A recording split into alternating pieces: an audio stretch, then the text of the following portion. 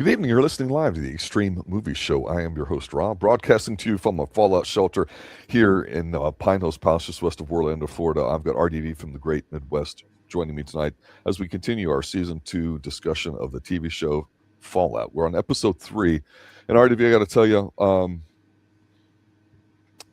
this show's been very mid for me at best. I Yeah. think being generous with it.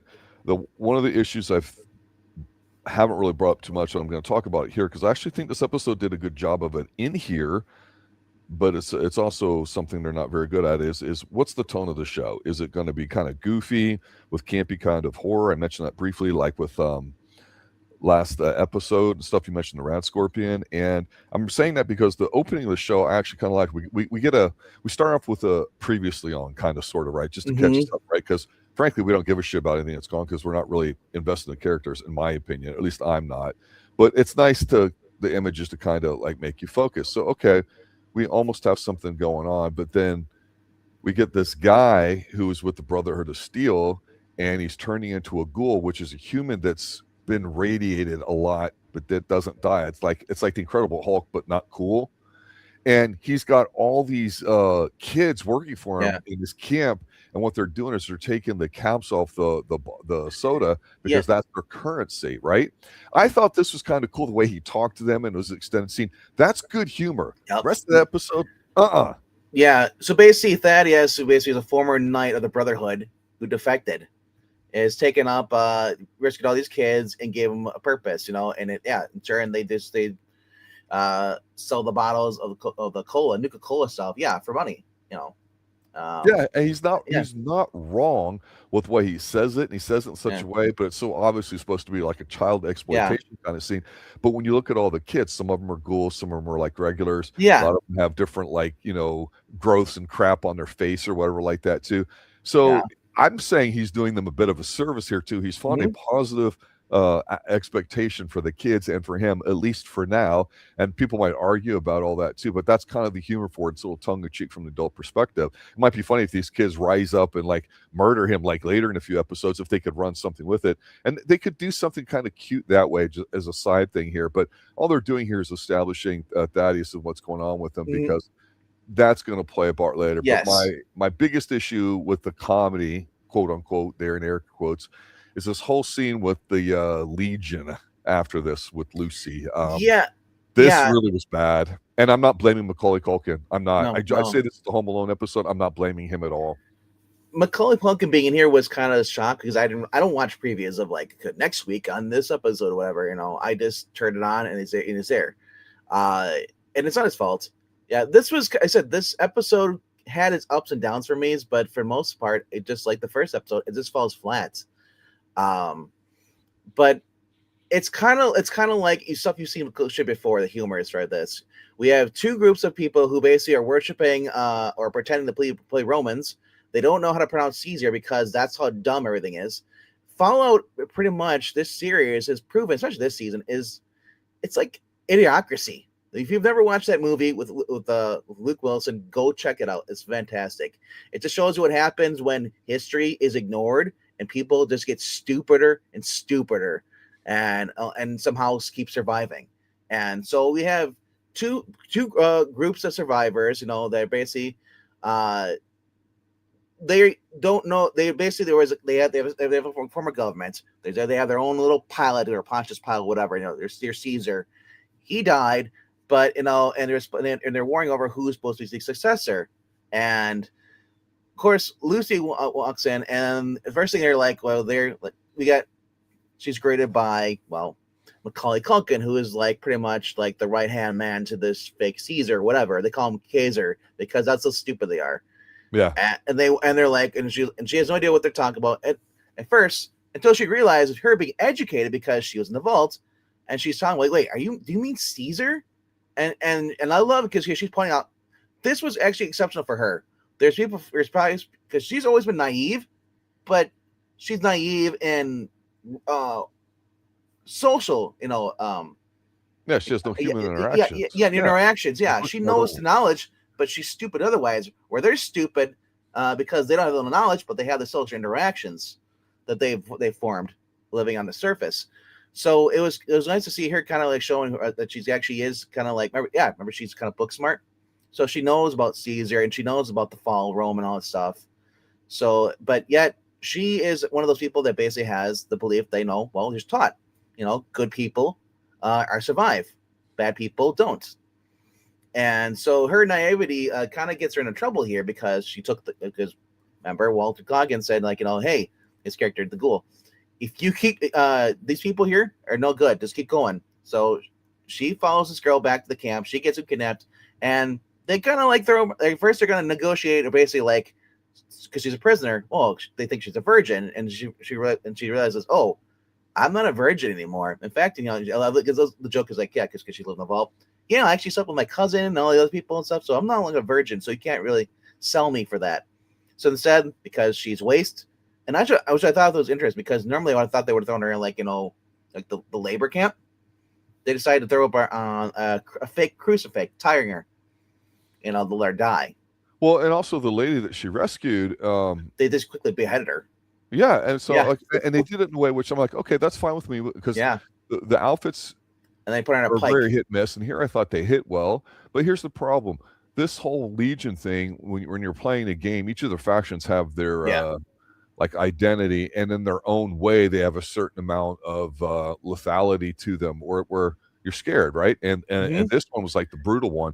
The other one there too with the military outfit that Max is a part of.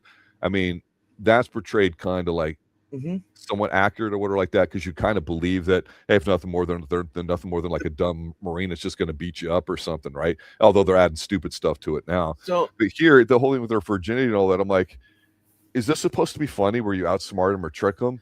Because it's not. The problem with the show is that they're trying to go into the humor, but the problem is they don't make the villain seem much of a threat. True. Agreed. Yeah. So it was like with Macaulay Culkin's character in there, and like had anybody else been there, like you said, they would have been dead. Walt Goggins comes in and he pretty much has no issue whatsoever, because they show him killing people, not whining about whether it's right or it's not. Yeah, exactly. And yeah, it was just that's the problem though. I love camp, but I love dark humor. That's more up my alley. Like is what I like. This is very just kind of camp, and there are some people that are bad people, but they're like the. This kind of felt like I was watching, like it was made for like 10-year-olds. I agree with you. Yeah, I think that's they don't really give you a scary villain. I want to remind you of the whole push isn't just Netflix; it's the entire media industry, the complex here that says they make a majority of their content, streaming content, for what they call the second screen, for like, if you're washing the dishes, making dinner, doing homework or something like that, and you just need to have something on in the background. Where they can say, well, we can get away with it because the attention span isn't really that important. We'll just create this really crappy basic structure that on paper looks like it's legitimate, right? And it's like all the TikTok videos of people cooking, throwing together the exact same recipe. They're not really cooks. They're trying to be entertainers and being flashy and dashy. It's not really being a cook. It's just showing up. You brought up, was it yesterday or last week, the episode that when it came to the monsters, that I honestly, that was much more intense because there's a sense of you will be killed, of course we know that he's a ghoul, though he can survive more stuff because his body's mutated and stuff, so he doesn't die quickly as a human does. Well, you said you really play the games, right? I've watched a friend play, like I think it was for Xbox 360. I think it was New Vegas, and then maybe 4. I never really got him because I hated the combat system. It looked dumb to me. I was more into the Call of Duty or just regular first-person shooter stuff like Doom. Sure. Like I hated the whole, was it BAPS or what it was called? Yeah, that's the system they use for it. And I know it's like you're probably I just want to shoot. It's like, or give me a sword, And hello to RE22 who's watching us right now on the Vertical live stream. Thanks for joining us. The whole thing to it is the beautiful thing is when you leave the vault, as you've rolled your character and all that kind of stuff, you don't know what to expect, so you're discovering it along the way. And that's kind of the whole unfolding of the process, is that you come across these different factions that, depending on how you interact, whether you steal, shoot them, or help them out, they may or may not join you. So if you get in good with one faction, you might automatically have a slightly negative status with another faction. So there's this whole faction thing that's still in gaming today and everything, and the way it's written, and you're going to have your lines and options in the game kind of unfold to that. But it was always, you always made these choices. So as you got farther along in the game, say particularly in the last one, Fallout 4, you had to make the moral decision. Hey, am I going to side with the Institute or this or that or whatever? And that's what it leads you down. You didn't really know about all the pre-war stuff that they're trying to make an issue in here. And it brings me to the whole Walter Goggins character about it, is that you're relying on him way too much. We like him. We love him, but we like him now. Hopefully he just won't be there, because it's only a show when he's on the screen, really. I like, because through the flashbacks, they're pretty much making him out to be what Lucy was. It's like Lucy is a new version of him. He's gone down that path. They wanted him to take out this guy, the governor of New Vegas, because he was going to press the nuke, and he's like, I'm not an assassin. I don't want to kill people, right? And so basically, this is the same thing. Now you see Lucy in the presence. She's facing the same thing. Is she going to be able to kill her father, or do anything? Because he says, like, when it comes to this, it was just very like, I don't know. It's like, when it comes to Lucy, I want Lucy to start not going like John Wick or like that, but I want her to come out like a Sarah Connor type. Yeah, maybe she's happy with her first kill, and then maybe she's satisfied the next time. And when I say to be a badass, when I say Sarah Connor, I mean Judgment Day. Yes. Number 2, not the Sarah Connor we got in whatever that was, Dark Fate or Twisted Fate, whatever it was. I want the one who basically knows what needs to be done and does it, but still has that be able to trust people, wants to do that, because you can still do that. It's just that you gotta be smarter, and she shows signs of basic knowledge stuff, so she can trick people if she wanted to. She has that charisma or whatever, or intelligence. That's the other thing too I would love to see, because we're playing it's a video game movie. I want to see her stats. They kind of did that at the beginning of season 1 to explain it a little bit, which I actually liked how they did that. So you get an idea that she is we're not reminded of it though, which sometimes you need if there's a layoff, right?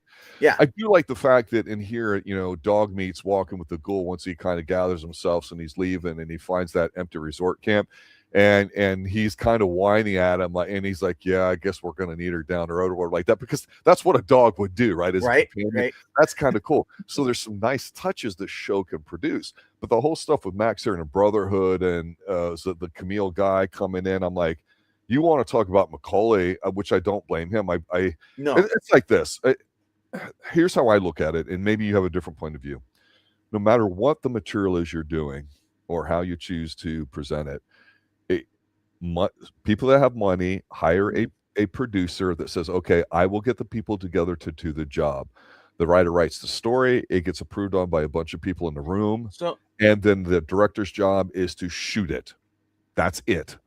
So unless it's the director doing the writing and all that, like a John Carpenter or something like that, or Quentin Tarantino, you're not going to get that in the TV show. So, and you've mentioned it before, where you've noticed sometimes from episode to episode it's different because it looks different, and or the way the story's told is different. It's the writer. Like I said, a lot of times I prefer to have the same writer, same director. We see that with because clear as day. For those who have been watching Tulsa King and Landman has always been the same writer, Taylor Sheridan, and the same director. Tulsa King has multiple different directors and writers, and the quality of the writing drops, and then it goes back to the subpar, and sometimes it's great once in a while. But I prefer when you have one person writing everything and one person directing it, because you get one vision. Yes. Instead of just multiple. Well, I don't like what that person did, and then they're gonna direct, and do something to change it. I'm like, no. I don't like that, because a lot of times they don't really have much of a writing room. They're supposed to have where everybody gets together and talks about they're going to do. And sometimes people still do what they're going to do because, well, I see it a little differently. I didn't like it. So maybe it was too harsh. Let's change it up here. And it's like, no. So one thing I did like, it was really cool. It says, I do, because remember, it's a video game. Let's tell us more about the actual world around us, that we're in. And pretty much this world here is pretty much we get to Macaulay Culkin, his character was important because he does mention that these guys are at war with other factions like the New California Republic, which you saw in season 1. The Brotherhood of Steel, he also mentions that too as well, which you know is kind of splintering because they're all of them are kind of like gonna have a civil war soon. And then there's also the Great Khans,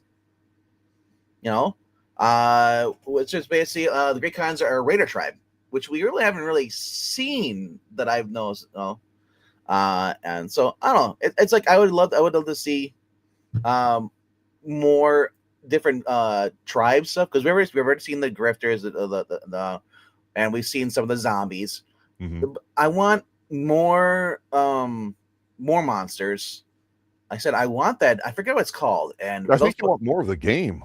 Yeah, pretty much. Because the game is 80% of that stuff and only a little bit of interacting. Well, the game was more action. You come across a little in your like trying the whole point of this. They're trying to make their way through to get to Vegas. So you should be going through different towns. If there's any towns left, you should come around stragglers, and they should be trying to fight to survive. And she's like, "Oh, I would love to have her." Where she's like, "Oh, she's a sweet, like a lady," and then the lady tries to kill her, and then she's like, "You fucking bitch, tried to kill me." I want that. I want her to start getting less of being good and realizing she needs to survive. And she's like, "I can't believe that old sweet old lady's like, yeah, I can't trust old ladies, man." It's like the Book of Eli. When they come across the old lady and it's like, and she's playing Ring My Bell on the record and they find out they're cannibals. Like, I want something like that where she's forced to grow up. And it feels like this season hasn't really done much of that at all. It kind of backpedaled. As we said, we talked about the characters. They had character growth in the first season. Doesn't really feel like they're getting much out. It feels like we went back to like reset mode. Like they decided, look, I don't know why, but it's Westworld all over again. That they're so interested in just setting up everything, and it's been a season and a half now. Yeah. So the other things going on here, we have Maximus, who is basically now we have the other guys in here too. I forget what his name is, Candor or something like that. The new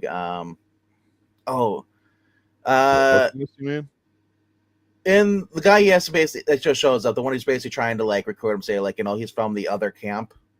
And he's trying to basically get him to come over to basically Xander, that's what his name is, Xander. And he's like, and they're talking because one of the ladies that was one of the leader tribes of the Brotherhood said she's not going to join the revolution, and she's like, she doesn't want to get involved and stuff. And okay, so Maximus walks outside and he's approached by Xander. Xander's trying to recruit him. He's like, yeah, we know what's going on. He's like, it's like, you ever think they know? He's like, you guys have a lot of clerics, and if you feel like maybe like these guys are just kind of like radical, he says where I come from, the soldiers make the decision because we're the ones putting our lives on the line, not the clerics, and he's trying to like sway Maximus over to his side thinking. And Maximus, towards the end of the episode, they eventually come back to the bottling factory because, well, Xander's like, let's go prove our loyalty, whatever. We're gonna go after this guy who basically defected, and Xander's got his gun up, and all the kids are behind him, and we got Thaddeus who's kind of like, just like, don't kill me, and what I loved about this because Xander, not only did Xander kind of like try to put down his head. Because before we had Maximus's boss, the cleric, which called him an idiot. You're the sword. You don't speak. You don't have ideas. So he was already having doubts as it is. And so when these guys when Xander goes to threaten the kids and Thaddeus, he decides he's like at the last minute he doesn't want any innocent blood spilled. He can't handle it. So he kills the guy. He kills Xander. Takes a axe in the top of his unit because they're in their battle suits. Yeah, and kills him. And that's like a weapon from the game, the power thing. Yeah, the hammer. Yeah, the powers or hammer or sword or whatever. Yeah, but I thought that was actually pretty cool. Now he's gonna now I don't know if that was the cleric's intention, but he said before, he's like, why is everybody so afraid of this? Why not let me go kill the guy? And as he's like, you can't just go kill him, and that's kind of what he did, So he caused problem for the Brotherhood of Steel. And I don't know how much longer Max is going to be with it. Maybe he might become the new leader. Maybe he might take out the cleric. We don't know. But I got a feeling that he's gonna have issues with that. And then of course, Dog Meat, best dog in the game, and in this series so far. He's the only character we can't hate on. That's true. He stays loyal to Walt Goggins' character Cooper, who is basically left for dead, and back at the old hospital. And he basically this was his gross part, because like he's a ghoul, he has to try to survive, and he has to get his chemicals. So Dog Meat stays by him, doesn't leave with Lucy, and like, good dog. So yeah, he ends up rescuing her from the camp. He ends up blowing it up and all that too. And I want to point out though, he takes his knife because he has to get where he gets stabbed. Yeah. So the venom's in there because he can't move. He's crawling. So yeah. He cuts it out and then throws it on the ground. I was like, at first I thought he was gonna eat it. And he looks at it and then he tosses it over. But yeah, eventually he does make his way out. Yeah, comes across a lady and basically makes a trade with her for some more of his stuff, his yellow drinks he needs in order to keep his mind. There's a certain drug he has to get, and she only had one of those. Yeah. Yeah. So and he comes to rescue Lucy at the end, proving that she is too naive, and I hope she learns for this, because if there's no character growth and she just stays stubborn the way she is, then kill her off at the end of the series. Kill her off, because naivety either has to have consequences, or she has to realize, okay, I can't be this way anymore. I don't want this where we factory default setting, and it doesn't sit well with me. Yeah, and the way they end it here with him killing the guy that's going out with him, whatever like that, he's been bad mouthing him, and they're back at the bottling camp there with the kids and all that. That's kind of like, now it's like a full circle in the sense that he's going back to a guy that was kind of like shitty to him earlier. So now how is he going to respond? And there's something there for the way they're trying to put the arc of Maximus's character here, but I'm just not feeling it, because he's just got that pouty look on his face. And here's my final thought. It's still very forgettable. I want it to be better. There's elements that can be good in here. They just don't know what they want to be. I think they're just not very bold and confident. I think they're trying to be cute for cute's sake. But it goes down to like majority of what I would consider, basic 101 stuff of if you're going to enjoy a show or a movie. That's, do you give a fuck about any of the characters? And you're watching it through their eyes. They may do a bad thing or whatever, but you mentioned it's a point, she's been naive. We haven't seen her mature. It's hard for us to get to like her. Our job is not to watch for 2 seasons before something happens and then we decide she's earned it, we like her, or watch this sniveling idiot in here too, and that you rely too much on the ghoul.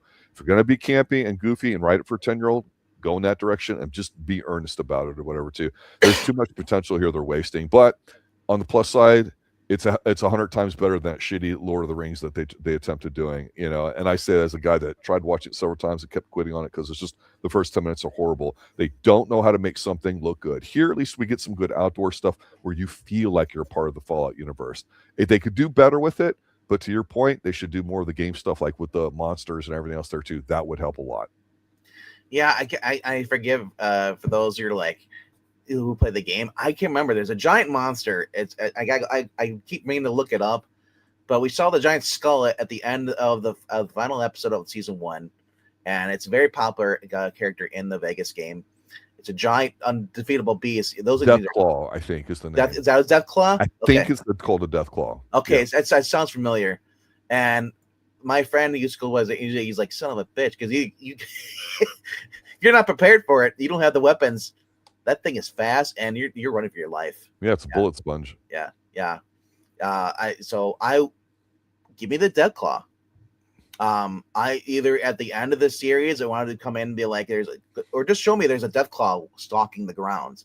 Yeah. And then finally at the end of the series or end of this season, that the Deathclaw comes into play, because Lucy uses the Deathclaw to help her advantage. Because let's just face it, a guy in a power suit versus a woman who's on a power suit, she doesn't really stand a chance unless she uses her wits.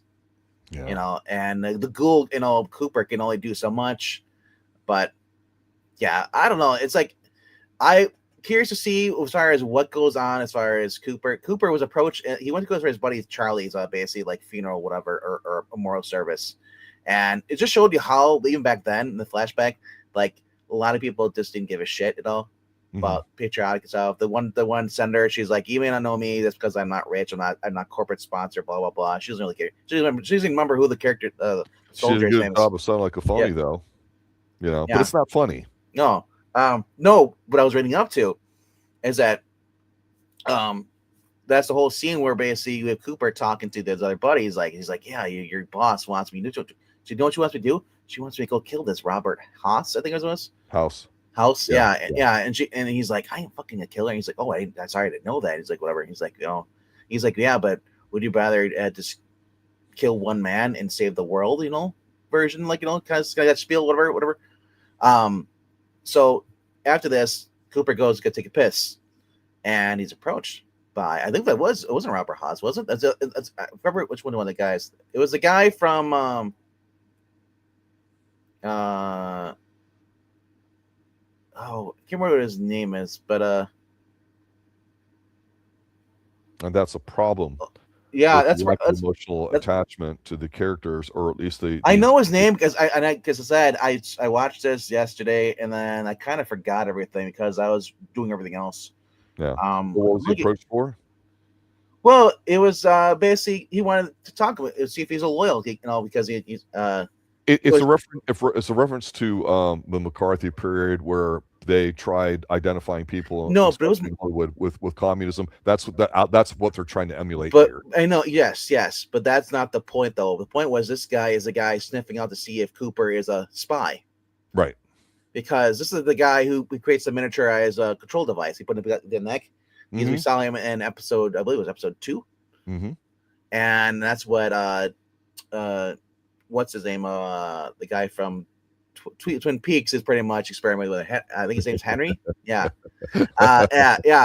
So this guy is obviously I thought he was gonna like stick a device on the guy in the back of Cooper's neck, neck, and he's because Cooper literally goes in there taking a piss, and this guy's talking to me, and he's like, I'm first of all, I'm nerved as it is because I'm in there taking a piss, man. Don't come that close to me while I'm talking, I'm peeing. It would have been better if Cooper would turn around and pee on. Oh, my bad. Let's get out of it. That would have been hilarious. If you want comedy, give me that. Yeah, we'll see what happens there in the next episode coming up. It's tough right now. What I want from Cooper's character, especially the goal, I want what we got with Boyd Crowder and Justified. I want a guy who is a mastermind and always thinking ahead, not with someone who basically doesn't really know what he's doing. He has an idea. And the whole thing is like he thinks there's a chance his family might be out there in one of the cryopods. I don't believe it, but that's another thing too. I think there's 4 where your family go in there, you find out that that's the risk he's willing to take. The baby will do it. Yeah, you find out that you have a son, and like you have to like at the facility, and as I said, like the game was like the moral choice at the end, like will Cooper I wonder if they'll do that. Seriously, if they get to this, they get to Vegas in there, and like Henry's like, well, I have your family right here. You side with me, or you gonna side with my daughter. I think they'll be involved at some point. I do agree with you. Do you think he'll have to kill his wife? Think she'll turn out to be evil? It'll be her mastermind plan. Right? Yep. It's always the women that are in charge of the evil plans. The men just execute them. Behind every good man is a good woman. Well, that's the opposite, right? We'll say. Yeah, right? Boss lady. But Barry, I want to thank you for showing up tonight. You're checking us out here, especially on the we're trying out the vertical streams as well as the regular ones here too. Yeah. RTV, as always, it's fun covering this with you. We'll see what's going to happen here. I've been tapping my shoe a lot while I'm watching this on my computer or whatever like that, because I'm hoping, and that's a bad place to be in, but this episode was at least a bit more direct in the way it was telling stories, so it's a bit less aimless, which I appreciate, but we'll see what happens. Any other final thoughts? Well, final thoughts is that this is a video game, this is Fallout. Give me the combat systems I hate.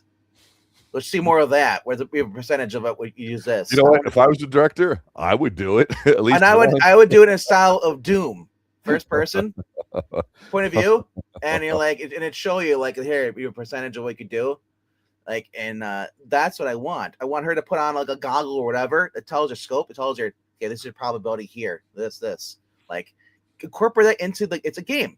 Make the show feel like the game, not if you obviously if you're gonna tell a weak story, give me more of like fan service, more stuff in the game. Now there's some stuff, but not a lot though.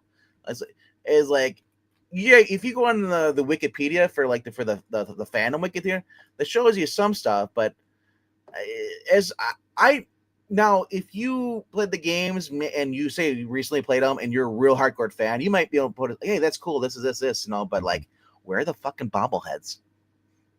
True. That's true. It's a great question. Where's the bobbleheads? Yeah, because every go to the game, you had to shoot bobbleheads. Now you got me thinking about it. Damn it. All right, we'll end on that. All right, thanks everybody for showing up. We'll catch you next week when we continue season 2 Fallout here, episode 4. If you can, leave a comment down below the video. It helps boost the algorithm, lets people know that we actually are doing this. And thank you everybody who showed up and stayed around to watch. Thank you. Good night now. Later, guys.